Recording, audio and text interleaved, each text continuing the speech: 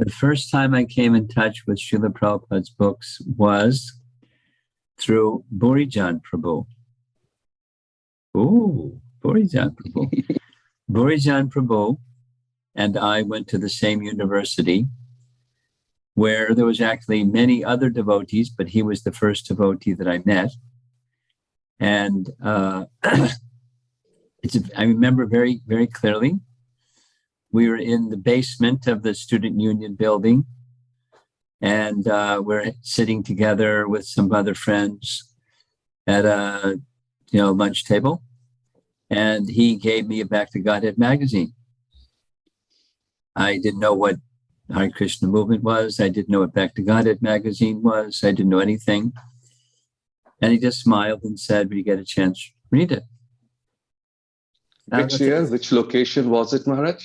State University of New York at Buffalo. The Rathskeller in the basement of Norton Union. 1969. Wow. That's 52 years. Yeah.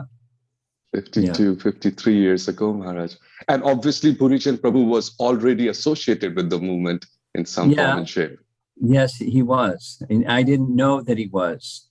I didn't know anything. He gave me a magazine. Let me tell you, it was one of those clandestine slip-through kind of a operation. I don't know what his thought process was, but I know how it impacted my life. Let me tell you the story, since you're here to hear some stories.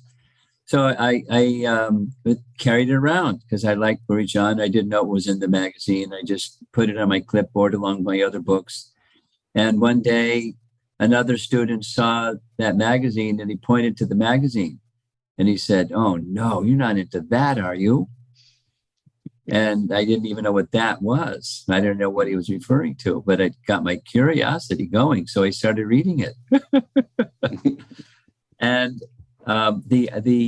it was the original Back to Godhead magazines were just mimeographed and stapled together sheets of paper.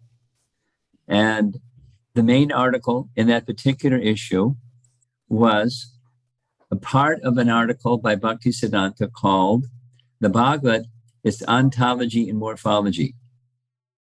And, I had to get a dictionary just to understand the title of the article. And then I sat down to read the article, and I did what college kids often do. I had a red pen and underlined things and looked up words and put the meaning of the words in the margin. And 3 hours later, I completed the article.